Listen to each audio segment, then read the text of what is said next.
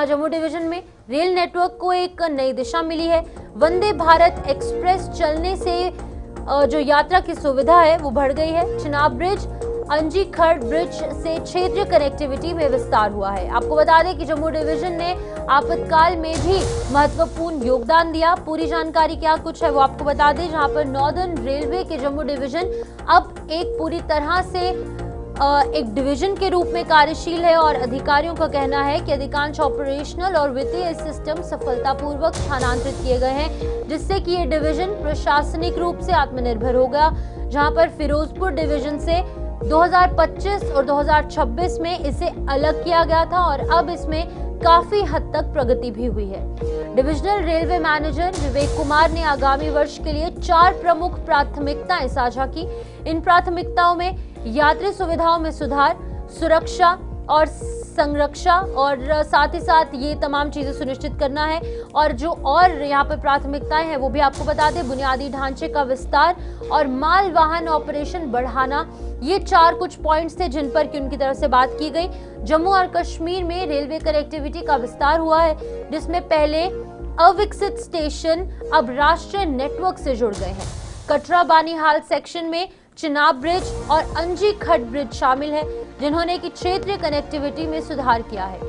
यात्री सेवाओं में भी वृद्धि हुई है और कटरा और श्रीनगर के बीच 2 जोड़ी वंदे भारत एक्सप्रेस ट्रेनें भी चल रही हैं, जो कि जनता का जबरदस्त रिस्पांस प्राप्त कर रही हैं। लोग जो है वो भारी तादाद में यहाँ पहुँचते हैं। इन सेवाओं की जो यहाँ पर सुविधा है वो लोगों तक सीधे तौर पर पहुँच रही है। वहीं इमरजेंसी सिचुएशन में भी डिवीजन ने महत्वपूर्ण भूमिका निभाई और इसके अलावा कश्मीर से दिल्ली तक 20,000 टन से अधिक सेब की ट्रांसपोर्टेशन में भी मदद की गई। यानी कि चाहे लोगों का आना जाना हो, यानी कि लोगों को अगर एक जगह से दूसरी जगह ट्रैवल करना हो, उसमें भी नॉर्दर्न रेलवे जो है बहुत हद तक कामयाब साबित हुई और काफ़ी लोगों में भी राहत है। लोग भी बेहद ज़्यादा खुश और संतुष्ट होकर यहाँ जम्मू कश्मीर से वापस लौटते हैं। वहीं दूसरी तरफ अगर हम बात करें कि सेब का कहीं और पर ट्रैवल करना या फिर चीज़ें जो एसेंशियल कमोडिटीज़ हैं उन चीज़ों को भी कहीं और पर पहुंचाना, इसमें भी बहुत हद तक सुविधाएं पहुंची हैं। यानी कि फार्मर्स से लेकर आम जनता तक कहीं ना कहीं राहत जरूर है। इसी पर डीआरएम जम्मू विवेक कुमार ने क्या कुछ कहा है वो आपको सुनाएंगे।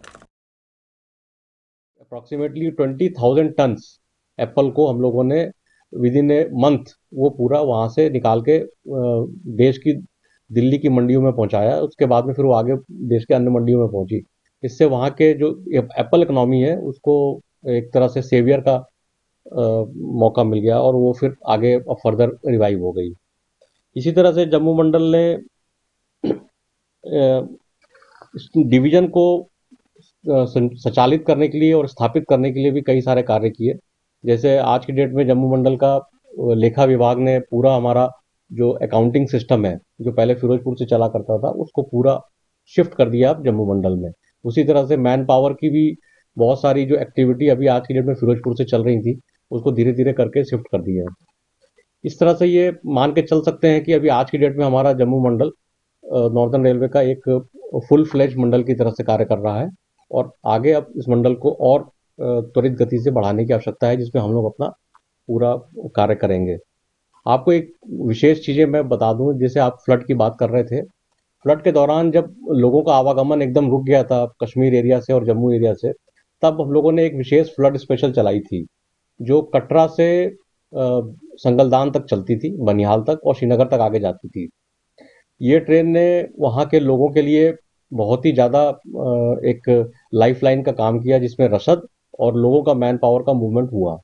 उसी को यात्रियों की सुविधाओं को, उस क्षेत्र की यात्रियों की सुविधाओं को देखते हुए जो कटरा बनिहाल का सेक्शन है, काफ़ी टफ सेक्शन है, उसको जोड़ने के लिए अभी हम लोगों ने उत्तर रेलवे ने एक मेमू सर्विस जो है वो पहले जो बड़गाम से संगलदान तक चलती थी उसको कटरा तक कर दिया है।